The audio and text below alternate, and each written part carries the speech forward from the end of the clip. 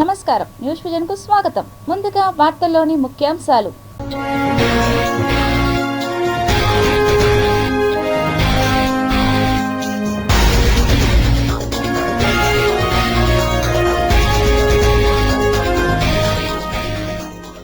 San Diego సమీపంలో భూకంపం, rector స్కేలుపై 5.2గా తీవ్రత నమోదు.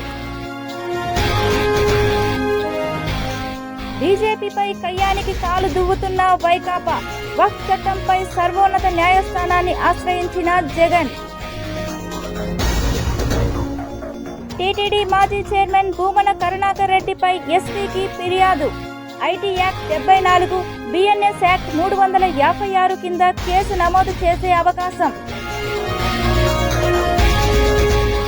శ్రీకాళహస్తిలో మెగా జాబ్ మేళాను ప్రారంభించిన కలెక్టర్. అవకాశాన్ని సద్వినియోగపరుచుకోవాలన్న జిల్లా పాలనాధికారి వెంకటేశ్వర్. జాతరకు ముస్తాబవుతున్న గంగమ్మ ఆలయం, ఏర్పాట్లను పరిశీలించిన నగరపాలక సంస్థ కమిషనర్ మౌర్య. శిల్పారామంలో లైంగిక వేధింపుల ఘటన కలకలం, పోలీసులకు ఫిర్యాదు చేసిన బాధితురాలు.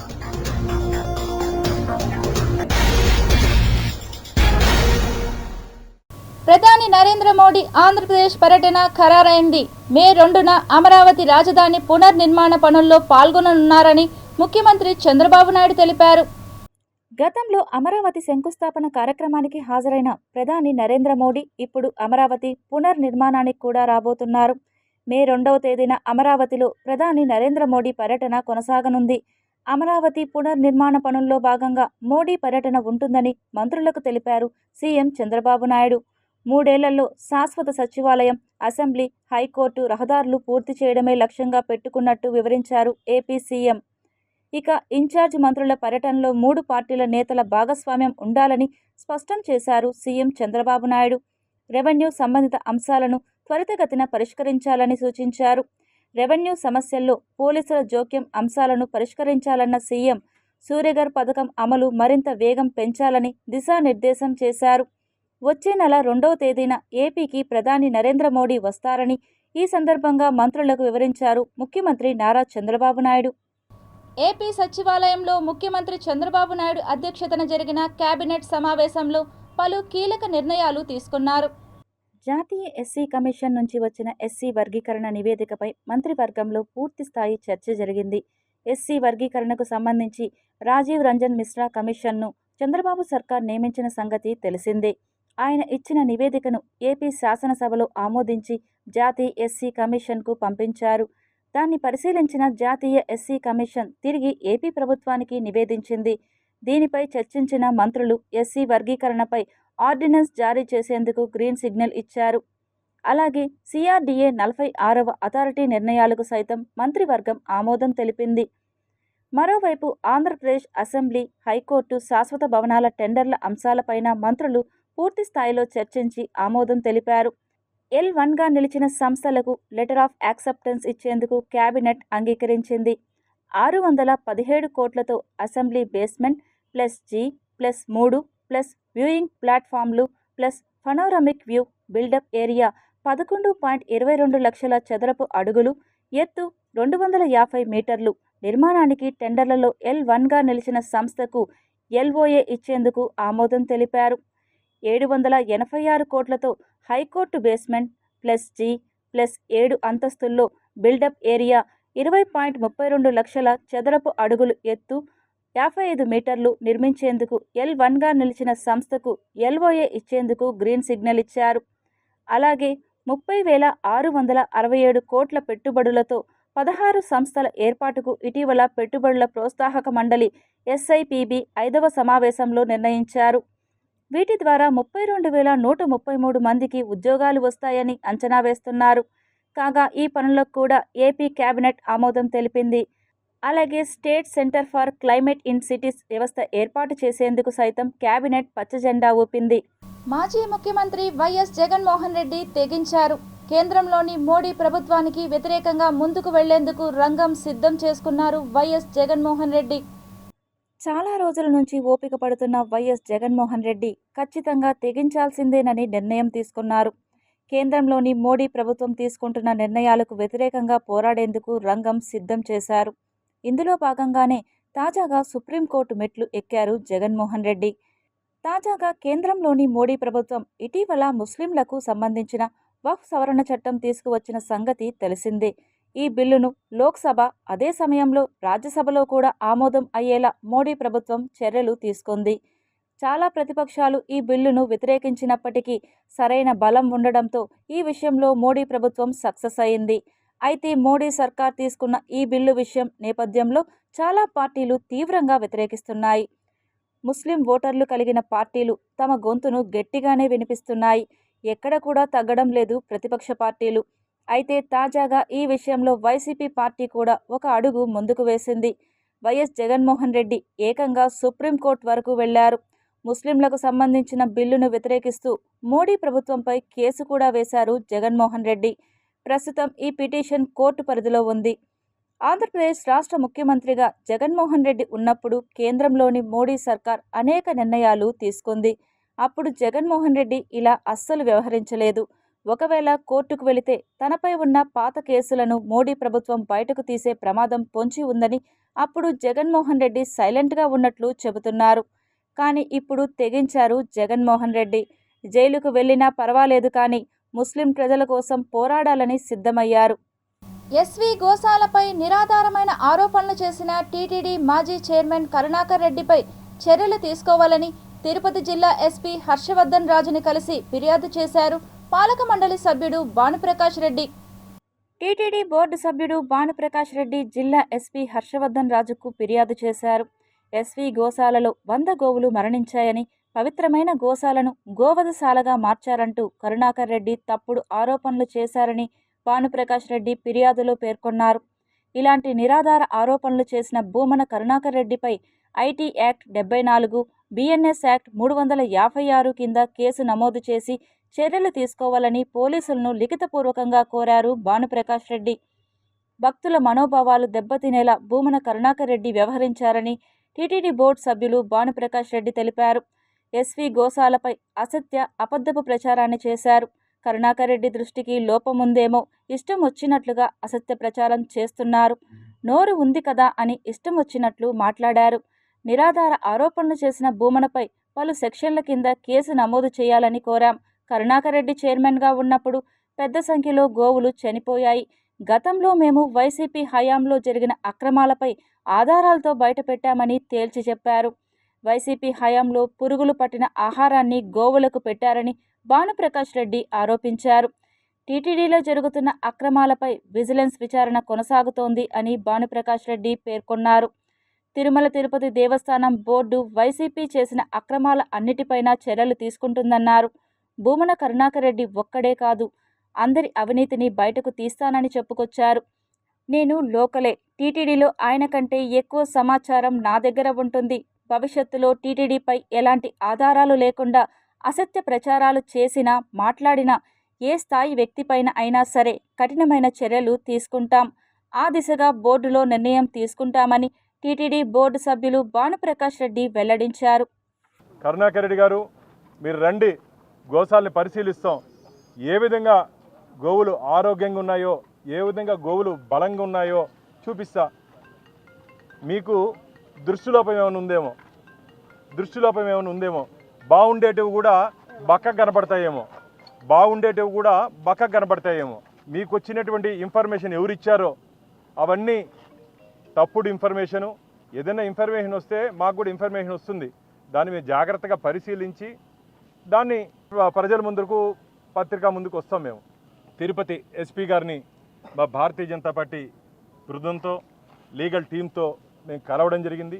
భక్తుల మనోభావాలను దెబ్బతీసే విధంగా వారు వివరించారు. కరుణాకర్ రెడ్డిపై కేసు నమోదు చేయాలని చెప్పి మేము ఇప్పుడు ఎస్పీ గారికి ఫిర్యాదు చేసాం. నోరుంది కదా అని చెప్పి ఇష్టం వచ్చినట్టు మాట్లాడడం, నోరుంది కదా అని చెప్పి ఆధారాలు లేకుండా మాట్లాడడం. నిన్న మళ్ళా పెట్టాడు, నేను చెప్పినటువంటి మాటలకి కట్టుబడి ఉన్నాడంట. నువ్వు కట్టుబడి ఉన్నావో నిన్ను చెట్టుకేసి కట్టేస్తారు ప్రజలు రాబో రోజులు ఇలాగే మాట్లాడుతుంటే.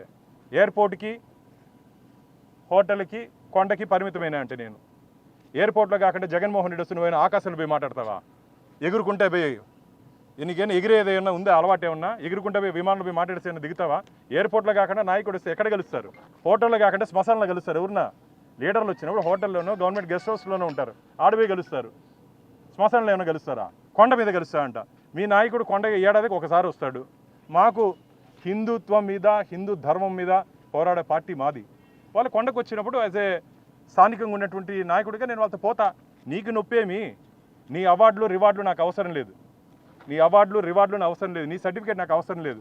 63,000 ఓట్లు పైచులకు ఈరోజు మా ఇండియా కూటమి గెలిచింది. అది నీకున్నటువంటి అర్హత. నువ్వే మా గురించి మాట్లాడేది, నా గురించి మాట్లాడేది. కాబట్టి నోరు అదుపులో పెట్టుకో. నోరు ఉంది కదా అని చెప్పి ఇష్టం వచ్చినట్టు మాట్లాడితే గమ్మునుండే ప్రసక్తే లేదు కరుణాకర్ రెడ్డి గారు. తిరుమల తిరుపతి దేవస్థానాన్ని అప్రతిష్ట పాలు చేస్తున్న టీటీడీ మాజీ చైర్మన్ భూమన కరుణాకర్ రెడ్డిని శ్రీవారే శిక్షిస్తారని యాదవ కార్పొరేషన్ అభివృద్ధి సంస్థ చైర్మన్ నరసింహ యాదవ్ ఆగ్రహం వ్యక్తం చేశారు. తిరుమల తిరుపతికి సంబంధించి, గోవులకు సంబంధించి రాజకీయ లబ్ధి కోసం ప్రతిరోజు వాళ్ళ ఎంపీ గురుమూర్తి గారు మాట్లాడతారు. ఇది రాజ్యాంగబద్ధంగా పరిపాలన సాగడం లేదు, రెడ్ బుక్ పరిపాలన సాగుతూ ఉందండి. రెడ్ బుక్ చూసి అవినీతి పరులు, అక్రమార్జన చేసిన వాళ్ళు ఎవరైతే ఈ రాష్ట్రంలో ప్రతిరోజు కూడా వివరించడానికి కూడా లేని పదాలను ప్రతిరోజు మీడియా ముందు మాట్లాడారో, ఏ విధంగా కోట్లు దండుకొని ఈ ఖజానాకు రావాల్సిన సొమ్ముని ఏ విధంగా ఇది చేశారో వాళ్ళు భయపడతా ఉండే మాట వాస్తవం. గురుమూర్తి గారు అది గమనించాలి. ఇటు గురుమూర్తి కానీ, ఇటు కరుణాకర్ రెడ్డి కానీ, అటు సుబ్బారెడ్డి కానీ ఏ విధంగా మీరు ప్రజాస్వామ్యబద్ధంగా ఎన్నికలు జరిపారు, లేకపోతే ఇక్కడ జరుగుతున్న పరిణామాలు ఏ విధంగా లేరు అందరికీ తెలుసు. ఈరోజు నీతులు వల్లిస్తే కరుణాకర్ రెడ్డి నమ్మే పరిస్థితి ఎవరు లేరు. ఈరోజు స్పష్టంగా కూడా తిరుమల తిరుపతి దేవస్థానానికి సంబంధించి కోట్లాది రూపాయల అవినీతి, ఏ పశుగ్రాసం పేరుతో అయితే అవినీతి అక్రమాలు చేశారో ఆ రికార్డ్స్ అన్నీ ఇప్పుడు లేకుండా తరలించేసి అక్కడున్న ఒక అధికారి కూడా కనిపించడంలా. శిల్పారామంలో లైంగిక వేధింపుల ఘటన కలకలం రేపుతోంది. సెక్యూరిటీగా విధులు నిర్వర్తిస్తున్న మహిళపై అమానుష ఘటన చోటు చేసుకుంది. శిల్పారామంలో పనిచేస్తున్న ఓ మహిళా సెక్యూరిటీ గార్డును గత కొద్ది రోజులుగా ఆఫీస్ ఉద్యోగి వెంకటరమణ లైంగికంగా వేధిస్తున్నట్లు తేలింది. తనకు లొంగకపోతే శిల్పారామం చైర్మన్ కొడుకుతో చెప్పి ట్రాన్స్ఫర్ చేయించి ఉద్యోగం తీసివేస్తానంటూ బెదిరింపులకు పాల్పడినట్లు సమాచారం. ఇక వేధింపులు భరించలేక వెంకటరమణ నుంచి తనకు రక్షణ కల్పించాలంటూ తిరుపతి శిల్పారామం పరిపాలనా అధికారికి మహిళా సెక్యూరిటీ గార్డు ఫిర్యాదు చేసింది. ఇక శిల్పారామంలోని ఇతర మహిళా ఉద్యోగులను సైతం వేధిస్తున్నారని వెంకటరమణపై ఆరోపణలు వచ్చాయి. దీంతో ఆఫీస్ ఉద్యోగిపై పరిపాలనా అధికారి స్థానిక పోలీసులకు కంప్లైంట్ చేశాడు. దీనిపై కేసు నమోదు చేసుకున్న పోలీసులు లోతైన విచారణ చేస్తున్నారు. నిందితుడు తప్పు చేసినట్లు ఆధారాలు దొరికితే కఠిన చర్యలు తీసుకుంటామని పేర్కొన్నారు. తాతయ్యగుంట గంగ జాతరలో భాగంగా మాసం ముందు మొదటి మంగళవారం ఆలయంలో ప్రత్యేక పూజలు నిర్వహించారు. ఈరోజు మొదటి వారం, జాతర ముందు మొదటి వారం, ఇది మొదటి మంగళవారం. ప్రతి సంవత్సరం తమిళ యుగాది తర్వాత వచ్చే మంగళవారం మొదటి మంగళవారంగా భావించి, అదేవిధంగా 4వ మంగళవారం అమ్మవారికి చాటింపు జరుగుతుంది, 5వ మంగళవారం జాతర జరుగుతుంది. ఇది ప్రతి సంవత్సరం ఆనవాయితీగా జరుగుతూనే ఉంది, ఆ కాలం నుంచి జరుగుతూనే ఉంది. తర్వాత జాతర తర్వాత 5 వారాలు జరుగుతుంది. ఆ జాతర చాటింపు అనేది కైకాలు వాళ్ళు 4 అమ్మవారి పసుపు కుంకాన్ని 4 దిక్కుల చాటింపు చేస్తారు. ఈ చాటింపు చేస్తే ఈ ఊళ్ళో ఉండేవాళ్ళు బయట ఊరికి పోకూడదని, జాతర అయ్యే వరకు బయట ఊరు పోకూడదని ఆనవాయితీ. అదేవిధంగా ప్రతి సంవత్సరం జరుగుతుంది. చాటింపు తర్వాత 5వ మంగళవారం జాతర అనేది విశ్వరూప కొడి స్తంభానికి విశేష అమ్మవారు విగ్రహం చేసి మట్టితోనే విగ్రహం చేస్తారు. చేసిన తర్వాత బుధవారం ఉదయం భక్తులు దర్శనమిచ్చి ఆ మట్టిని భక్తులకే ఇస్తారు. ఇది పాదాల నుంచి ఆనవాయితీగా వస్తుంది. జాతర విశ్వరూపం తర్వాత జాతర ముగుస్తుంది. తిరుపతి తాతయ్యగుంట గంగమ్మ జాతరను అద్భుతంగా నిర్వహించేందుకు అందరూ కలిసికట్టుగా పనిచేయాలని నగరపాలక సంస్థ కమిషనర్ ఎన్ మౌర్య అధికారులను ఆదేశించారు. మంగళవారం ఉదయం తాతయ్యగుంట గంగమ్మ గుడిలో జాతరకు చేయాల్సిన ఏర్పాట్లపై డిప్యూటీ మేయర్ ఆర్సి మునికృష్ణ అన్ని విభాగాల అధికారులతో కలిసి కమిషనర్ పరిశీలించారు. గతంలో ఏర్పాట్లు, ప్రస్తుతం చేయాల్సిన ఏర్పాట్లపై అధికారులతో చర్చించారు. ఈ సందర్భంగా కమిషనర్ మాట్లాడుతూ తాతయ్యగుంట గంగమ్మ జాతర వైశిష్ట్యానికి తగ్గట్టుగా అన్ని ఏర్పాట్లు చేసేందుకు అధికారులు, సిబ్బంది ప్రణాళికలు సిద్ధం చేయాలని అన్నారు. నగరపాలక సంస్థ తరపున చేయాల్సిన అన్ని ఏర్పాట్లను పరిశీలించాలని అన్నారు. భక్తులకు ఎటువంటి ఇబ్బందులు కలగకుండా త్రాగునీరు సరఫరా చేయాలని, వాహనాలు పార్కింగ్, క్యూలైన్ల ఏర్పాటు, భక్తులు పొంగళ్లు పెట్టుకునేందుకు చేయాల్సిన ఏర్పాట్లపై అధికారులు అన్ని ప్రణాళికలు సిద్ధం చేయాలని అన్నారు. అలాగే భక్తులకు ఇబ్బంది లేకుండా ప్రథమ చికిత్స కేంద్రాలు ఏర్పాటు చేయాలని అన్నారు. ముఖ్యంగా పారిశుద్ధ నిర్వహణలో ఎటువంటి పొరపాట్లకు తావు లేకుండా చూడాలని అన్నారు. కమిషనర్ వెంట తాతయ్యగుంట గంగమ్మ గుడి EO Jayakumar, municipal engineer Tulasikumar, DE Raju, ACP Balaji, revenue ఆఫీసర్లు Sethu Madhav, Ravi, surveyor Koteswararao, sanitary supervisor Sumathi తదితరులు ఉన్నారు. శ్రీకాళహస్తి నియోజకవర్గంలో ఎస్ఎస్ కన్వెన్షన్ హాల్ నందు ఏర్పాటు చేసిన మెగా జాబ్ మేళాలో ముఖ్య అతిథిగా పాల్గొన్నారు తిరుపతి జిల్లా కలెక్టర్ డాక్టర్ ఎస్ వెంకటేశ్వర్. ఈ మెగా జాబ్ మేళాలో సుమారుగా గౌరవ మనకి స్థానిక శ్రీకాళహస్తి శాసనసభ్యులు గారి సహకారంతో మన డిస్ట్రిక్ట్ స్కిల్ డెవలప్మెంట్ డిపార్ట్మెంట్తో సుమారుగా 30 పైచిలుక ఎంఎన్సీ కంపెనీలన్నింటినీ కూడా ఇక్కడ పిలిపించి ఈ మెగా జాబ్ మేళా నిర్వహించడం జరిగింది. ముఖ్యంగా నియోజకవర్గ పరిధిలో ఉన్నటువంటి నిరుద్యోగులందరినీ కూడా ఇక్కడికి పిలిపించడం జరిగింది. రోజంతా కూడా ఈ కార్యక్రమం జరుగుతుంది. సపరేట్ కౌంటర్స్, రిజిస్ట్రేషన్ డెస్క్స్, అదేవిధంగా ఇంక్లూడింగ్ లంచ్ అరేంజ్మెంట్స్ కూడా చేశాము. ఇప్పటికే మార్నింగ్ 8 నుంచి 1100 పైగా రిజిస్ట్రేషన్స్ కూడా నమోదైనవి. వీళ్ళందరికీ కూడా వీలైనంత వరకు ఈరోజే ప్లేస్మెంట్ ఆర్డర్స్ కూడా ఇచ్చే విధంగా కూడా ప్లాన్ చేసుకున్నాము. గౌరవ ముఖ్యమంత్రి గారు కూడా మనకి ప్రతి నియోజకవర్గంలో ఒక మెగా జాబ్ మేళాని నిర్వహించమని గడిచిన కలెక్టర్స్ కాన్ఫరెన్స్లో మనకు ఆదేశాలు ఇచ్చున్నారు. ఇప్పటి వరకు తిరుపతి జిల్లా రాష్ట్రంలోనే అత్యధికంగా ఈ మెగా జాబ్ మేళాల ద్వారా ఉద్యోగ అవకాశాలు చాలామందికి కల్పించింది. మనకున్నటువంటి మెయిన్ అడ్వాంటేజ్ ఏంటంటే ఇక్కడ తిరుపతి జిల్లాలో మనకి అనేకమైనటువంటి ఇండస్ట్రీస్ ఉన్నాయి. శ్రీ సిటీ, మాంబట్టు, అదేవిధంగా నాయుడుపేట సెజ్, అదేవిధంగా VCIC, Krishnapatnam industrial smart city, electronic manufacturing cluster, ఇట్లా అనేకమైనటువంటి మనకి ఇండస్ట్రీస్, కంపెనీస్ ఉన్నాయి. కాబట్టి వాళ్ళతో కూడా డైరెక్ట్గా మాట్లాడి ఈ మెగా జాబ్ మేళకి వాళ్ళకు కావాల్సినటువంటి యువతనందరినీ కూడా టైఅప్ చేసి, ఒకవేళ వాళ్ళకు ఆ డిమాండ్ సప్లై మిస్మ్యాచ్, స్కిల్ ఏదన్నా మిస్మ్యాచ్ ఉంటే ఆ స్కిల్స్ కూడా అప్గ్రేడ్ చేసి ఆ తర్వాత ఎంప్లాయ్మెంట్ అనేది కూడా టైప్ చేయడానికి ప్లాన్ చేసుకుంటున్నాం. అదేవిధంగా గౌరవ ముఖ్యమంత్రి గారు నిన్ననే జీవో కూడా వచ్చింది. మనకి Ratan Tata innovation centres hub and spoke మోడల్లో స్టార్ట్ చేయబోతున్నారు. పారదర్శకమైన ఓటరు జాబితా తయారీకి అధికార యంత్రాంగం చర్యలు చేపడుతున్నదని జిల్లా రెవెన్యూ అధికారి కె మోహన్ కుమార్ పేర్కొన్నారు. మంగళవారం జిల్లా సచివాలయంలోని డిఆర్ఓ సమావేశ మందిరంలో జిల్లాలోని గుర్తింపు పొందిన రాజకీయ పార్టీల ప్రతినిధులతో డిఆర్ఓ సమావేశం ఏర్పాటు చేశారు. ఈ సందర్భంగా డిఆర్ఓ మాట్లాడుతూ పారదర్శక ఓటర్ల జాబితా తయారీకి ఈఆర్ఓలు, ఏఆర్ఓలు, బిఎల్ఓలు చర్యలు చేపడుతున్నారని, ఈ ప్రక్రియలో రాజకీయ పార్టీల సలహాలు, సూచనలను పరిగణలోకి తీసుకోవడం జరుగుతుందన్నారు. ఓటరు నమోదు ప్రక్రియ నిరంతరం కొనసాగుతున్నదని, మరణించిన వారి ఓటును కుటుంబ సభ్యులకు నోటీస్ అందించి తొలగిస్తున్నామన్నారు. ఒక ఓటరు 2 నియోజకవర్గాల్లో ఓటు హక్కు కలిగి ఉన్నట్లు గుర్తించినట్లయితే బిఎల్ఓల ద్వారా తగిన చర్యలు తీసుకుంటామన్నారు. పోలింగ్ స్టేషన్ల రేషనలైజేషన్ చర్యలు చేపడుతున్నామన్నారు. ఓటరు జాబితా సవరణలో భాగంగా 6,665 ఓటర్లను తొలగించడం జరిగిందని, ఇందులో 642 మంది ఓటర్లు మరణించారని, 5,588 మంది ఓటర్లు వలస వెళ్లారని, 435 మంది ఓటర్లు పునరావృతం అయినట్లు గుర్తించామని తెలిపారు. ఈ సమావేశానికి వివిధ రాజకీయ పార్టీల ప్రతినిధులైనటువంటి టీడీపీ ప్రతినిధి వి సురేంద్రకుమార్, బీజేపీ ప్రతినిధి Atluri Srinivasulu, YSRCP N Uday Kumar, Aam Aadmi party ప్రతినిధి బాలసుబ్రహ్మణ్యం, సిపిఎం ప్రతినిధి V Gangaraju, Indian National Congress party ప్రతినిధి ఏ పరదేశి మరియు ఎలక్షన్ సెక్షన్ సూపరింటెండెంట్ వాసుదేవన్, సంబంధిత అధికారులు పాల్గొన్నారు. తిరుపతి 25వ డివిజన్లో ప్రజల శ్రేయస్సు కోసం నిత్యం అందుబాటులో ఉంటూ సమస్యల పరిష్కారానికి కృషి చేస్తానని కార్పొరేటర్ నరసింహాచారి తెలిపారు. తిరుపతి నగరపాలక సంస్థ పరిధిలోని కస్తూరిబాయి గాంధీ సందు కర్నాల వీధి లేఅవుట్కు అనుసంధాన మార్గం లేకపోవడంతో గడిచిన 3-4 సంవత్సరాలుగా అనేక ఇబ్బందులు ఎదుర్కొనేవారని, ఆ సమస్యను గతంలో ఉన్నతాధికారుల దృష్టికి తీసుకువెళ్లినప్పటికీ సమస్యను పరిష్కరించడంలో జాప్యం జరిగిందని అన్నారు.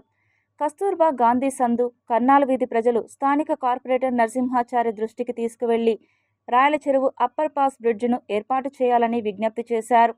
ఇదే అంశాన్ని కార్పొరేటర్ అనేక మార్లు కౌన్సిల్లో చర్చించి నగరపాలక సంస్థ కమిషనర్ దృష్టికి తీసుకువెళ్లి సమస్యను పరిష్కార మార్గానికి కృషి చేశారు. అట్లీస్ట్ ఒక అంబులెన్స్ కానీ ఆటో కానీ వెళ్ళేటట్టు చేయాలన్న ప్రయత్నం మాది.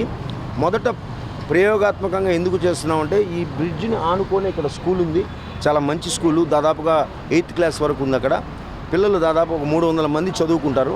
వాళ్ళందరూ కూడా ఈ ట్రాఫిక్ని తప్పించుకొని ఆ స్కూల్లోకి వెళ్ళి చదువుకోవడం చాలా ఇబ్బందులకు గురవుతున్నారు. మొట్టమొదట వారి కోసం, ఈ పిల్లల కోసం సజావుగా వారి స్కూల్కి కానీ వెళ్ళడానికి కోసం, అలాగే పాదచారులు ఈజీగా యువతల నుంచి అవతలకు వెళ్ళడానికి కోసం ఈ బ్రిడ్జ్ స్టార్ట్ చేస్తాం. మే 25న జరిగే సార్వత్రిక సమ్మెను జయప్రదం చేద్దామంటూ ఏఐటీయూసీ ఆధ్వర్యంలో కరపత్రాలను విడుదల చేశారు. తిరుపతి సిపిఐ కార్యాలయంలో మే డే స్ఫూర్తితో లేబర్ కోడ్ రద్దుకై ప్రైవేటీకరణకు వ్యతిరేకంగా కార్మిక వర్గాన్ని కదిలిద్దామంటూ ఏఐటీయూసీ నాయకులు పిలుపునిచ్చారు. మే 1వ తారీఖున ప్రపంచం అంతా మేడే పండుగ దినాన్ని జరుపుకుంటున్నాం.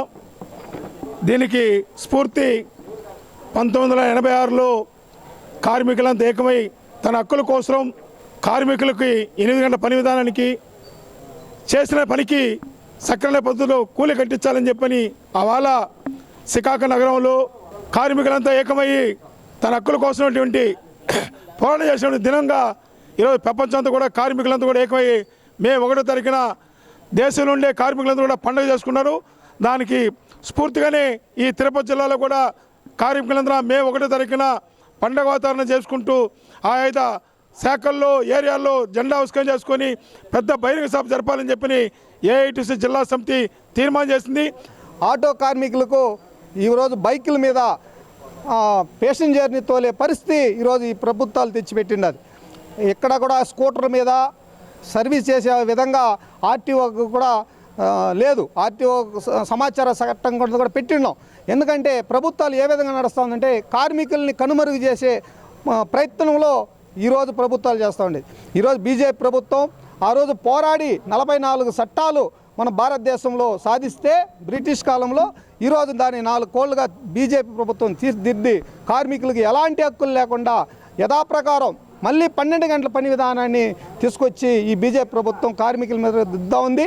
పట్టణ పేదరిక నిర్మూలన సంస్థలో విధులు నిర్వహిస్తున్న ఆర్పీలకు కనీస వేతనాలు పెంచి పని ఒత్తిడిని తగ్గించాలంటూ మెప్మా పీడీ రవీంద్రకి వినతి పత్రం అందజేశారు. తిరుపతి బైరాగిపట్టణంలోని మెప్మా కార్యాలయం ఎదుట తిరుపతి పుంగునూరు, నాయుడుపేట, పలమనేరు, చిత్తూరు మున్సిపాలిటీ పరిధిలో ఆర్పీలుగా పనిచేస్తున్న వారు శాంతియుత నిరసన వ్యక్తం చేశారు.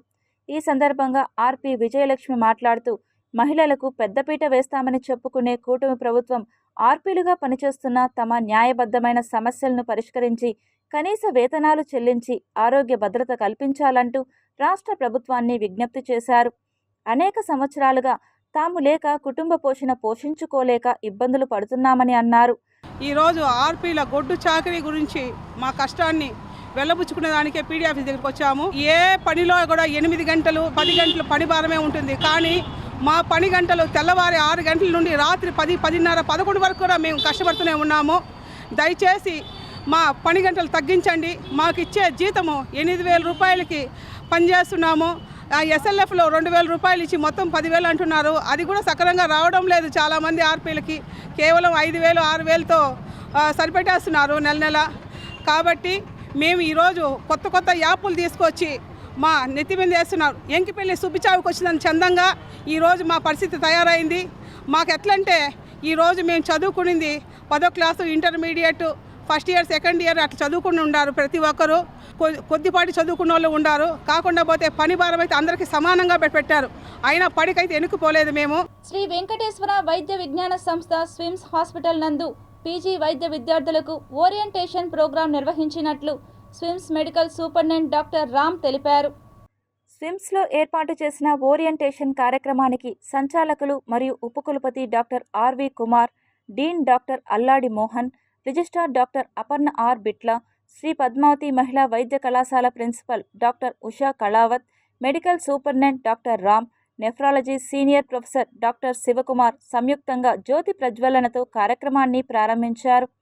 స్విమ్ సంచాలకులు కుమార్ మాట్లాడుతూ ఎంబీబీఎస్ మరియు యూజీ వివిధ కళాశాలలో విద్యను అభ్యసించి ఈరోజు భగవంతుని స్వరూపమైన తిరుమల తిరుపతి దేవస్థానం వారి ఆధ్వర్యంలో నిర్వహించబడుతున్న శ్రీ వెంకటేశ్వర వైద్య విజ్ఞాన సంస్థ స్విమ్స్ హాస్పిటల్ నందు నీట్ ర్యాంక్ ద్వారా పీజీ చేయడానికి ఇక్కడకు రావడం చాలా సంతోషంగా ఉందని తెలియజేశారు. హాస్పిటల్లో ఎలా ఉండాలి, ఏ విధంగా మానవ సేవయే మాధవ సేవ అనే దృక్పథంతో విద్యార్థులందరూ కూడా చదువుకుంటూ వైద్య సేవలు అందించాలని ఆకాంక్షించారు. తమను బ్లాక్మెయిల్ చేసి 35 లక్షలు దోచుకున్న మురళీకృష్ణ వలన తమకు ప్రాణహాని ఉందని బాధితురాలు విజయకుమారి తిరుపతి ప్రెస్ క్లబ్లో ఆవేదన వ్యక్తం చేశారు. తెలీదు, నేను ఒక పెద్ద మనిషిని ఈ రోజున రిక్వెస్ట్ చేసుకొని, అయ్యా నాకు ఇది పరిస్థితి, నాకు భయం వేసి నేను జనసేన పార్టీలో ఉండటం కూడా జరిగింది. ఎప్పుడైతే ఈ నూడు ఫోటోలు చేశారో అప్పటి నుంచి నేను పార్టీకి పోవడం కూడా జరిగింది. పెళ్లి ఫోటోలు నూడు ఫోటో చేశారు సార్. ఆ పాపని పెళ్లి మండపంలో ఏ ఆడపిల్లైనా నూడు ఫోటోలు ఉందా? ఈ రోజున పోలీస్ స్టేషన్లో తీసిన ఒక ఫోటోలని వైరల్ చేసి వీళ్ళ బ్రతకులు ఇవి అని నన్ను బెదిరిస్తున్నారు. మురళీకృష్ణ అనేది ఆయన భవానీపురంలో విజయవాడలో ఉంటాడు సార్. ఆయన ఆయిల్ మిల్లో చేస్తారు. ఇప్పుడేంటి, ఈ డబ్బులు ఎవరెవరికి ఇచ్చారో కూడా నా దగ్గర ఎవిడెన్స్ ఉంది. నా దగ్గర వీడియోలు రికార్డులు, డైరెక్ట్ లైవ్ పెట్టిన వీడియో రికార్డులు కూడా ఉన్నాయి సార్. ఫోన్ నెంబర్లు అయితే ఫోన్లు చేస్తే మన ఫోన్లు బ్లాక్ లిస్ట్లో పెడతారు. ఆంధ్రప్రదేశ్ రాష్ట్ర రోడ్డు రవాణా సంస్థ తిరుపతి ఏడుకొండల బస్టాండ్లో బస్సు పాసులు జారీ చేసే కేంద్రాన్ని తిరుపతి జిల్లా ప్రజా రవాణా శాఖ అధికారి నరసింహులు ప్రారంభించారు. తిరుపతి సెంట్రల్ బస్టాండ్లోని తిరుమల బస్టాండ్లో వినియోగదారులకు ఉపయోగపడేలా బస్ పాస్ కేంద్రాన్ని ఆధునీకరించి ప్రజలకు అందుబాటులోకి తీసుకువచ్చారు. ఈ సందర్భంగా జిల్లా రవాణా శాఖ అధికారి నరసింహులు మీడియాతో మాట్లాడుతూ పిల్లలు, వృద్ధులు ఎదుర్కొంటున్న సమస్యలను దృష్టిలో ఉంచుకొని సులభతరంగా బస్సు పాసులను విక్రయించేందుకు అన్ని వసతులతో ప్రారంభించడం జరిగిందని, అర్హులైన వారందరూ ఈ అవకాశాన్ని సద్వినియోగం చేసుకోవాలని పిలుపునిచ్చారు. అంతకుముందు బస్ పాస్ కేంద్రాన్ని డీటీఓ నరసింహులు, ఏటీఎం రామచంద్రనాయుడు, విశ్వనాథ్ తదితర ఆర్టీసీ సిబ్బంది హాజరై రిబ్బన్ కట్ చేసి అందుబాటులోకి తీసుకువచ్చారు. చాలా ఏండ్లుగా అపరిష్కృతమైన ఈ బస్ పాస్ కేంద్రాన్ని వచ్చేసి డైరెక్షన్ వచ్చేసి మార్చాము. ఇది పిల్లలకు ప్రమాదం లేకుండా ఉండేందుకు వచ్చేసి మన పత్రికా విలేకరులు వాళ్ళ సూచనల మేరకు ఇక్కడ విద్యార్థులు చాలా ఇబ్బంది పడుతున్నారనేది మా దృష్టికి వచ్చింది. దాన్ని త్వరగా చేసేందుకు వచ్చేసి మేము ప్రయత్నం చేశాము. ఈనాళ్లకు వచ్చేసేది సఫలీకృతమైంది. దీనివల్ల మన స్టూడెంట్స్ వచ్చేసి ఏ విధమైన బస్సుల నుంచి కాకుండా ప్రశాంత వాతావరణంలో పాసులు తీసుకునేదానికి అవకాశం దొరికింది. దీన్ని అందరూ విద్యార్థులు ఉపయోగించుకోవాలని కోరుకుంటున్నాము. శాన్ డియాగోకు సమీపంలో 5.2 తీవ్రతతో భూకంపం సంభవించిందని యుఎస్ జియోలాజికల్ సర్వే నివేదించింది. ఒక్కసారిగా సంభవించిన భూకంపంతో జనం భయాందోళనకు గురయ్యారు. ఆఫీసుల్లో ఉండేవారు భయంతో బయటకు పరుగులు తీశారు. శాన్ డియాగోకు సమీపంలో 5.2 తీవ్రతతో భూకంపం సంభవించిందని యుఎస్ జియోలాజికల్ సర్వే నివేదించింది. దక్షిణ కాలిఫోర్నియాలో ప్రకంపనలు జరుగుతూనే ఉంటాయని, ప్రజలు ఎల్లప్పుడూ అప్రమత్తంగా ఉండాలని అంటున్నారు. ఈ ప్రాంతం 2 టెక్టోనిక్ ప్లేట్ల మధ్య సరిహద్దుకు సమీపంలో ఉండటం వల్ల తరచూ భూకంపాలు వస్తాయని వెల్లడిస్తున్నారు. లాస్ ఏంజల్స్తో సహా దక్షిణ కాలిఫోర్నియాలోని అనేక ప్రాంతాల్లో ప్రకంపనలు సంభవించాయి. యుఎస్జిఎస్ ప్రకారం జూలియన్కు దక్షిణంగా 2.5 మైళ్ల దూరంలో ఉన్న శాన్ డియాగో కౌంటీలో నిస్సార భూకంపం సంభవించింది. రాబోయే కొన్ని గంటల్లో భూ ప్రకంపనలు సంభవించే అవకాశం ఉందని అధికారులు హెచ్చరించారు. 48 గంటల హెచ్చరిక జారీ చేశారు. అవసరమైతేనే తప్ప ప్రజలెవరూ బయటకు రావద్దని, ఇంట్లోనే ఉండాలని చెప్తున్నారు. వీలైనంత వరకు చిన్న పిల్లలను, వృద్ధులను బయటకు పంపించకూడదు. అలాగే మీరు అప్రమత్తంగా ఉండాలని అంటున్నారు. 48 గంటల వరకు ఎవరూ బయటికి రాకుండా అప్రమత్తంగా ఉండాలని అధికారులు వెల్లడించారు. Tirupati bullion gold jewellery and silver merchants association సమాచారం మేరకు తిరుపతి లోకల్ బులియన్ మార్కెట్లో బంగారం వెండి ధరలు ఇలా ఉంటాయి.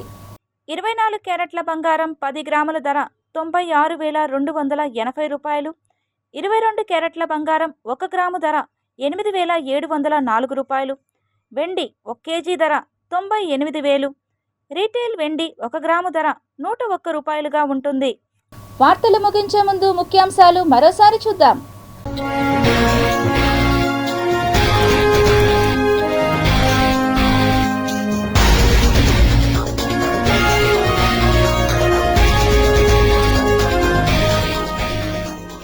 శాన్ డియాగో సమీపంలో భూకంపం.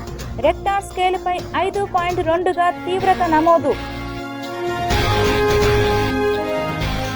బీజేపీపై కయ్యానికి కాలు దువ్వుతున్న వైకాపా. వక్ఫ్ చట్టంపై సర్వోన్నత న్యాయస్థానాన్ని ఆశ్రయించిన జగన్. టీటీడీ మాజీ చైర్మన్ భూమన కరుణాకర్ రెడ్డిపై ఎస్పీకి ఫిర్యాదు. ఐటీ యాక్ట్ 74, బిఎన్ఎస్ యాక్ట్ 356 కింద కేసు నమోదు చేసే అవకాశం. శ్రీకాళహస్తిలో మెగా జాబ్ మేళాను ప్రారంభించిన కలెక్టర్. అవకాశాన్ని సద్వినియోగపరుచుకోవాలన్న జిల్లా పాలనాధికారి వెంకటేశ్వర్. జాతరకు ముస్తాబవుతున్న గంగమ్మ ఆలయం. ఏర్పాట్లను పరిశీలించిన నగరపాలక సంస్థ కమిషనర్ మౌర్య. శిల్పారామంలో లైంగిక వేధింపుల ఘటన కలకలం. పోలీసులకు ఫిర్యాదు చేసిన బాధితురాలు.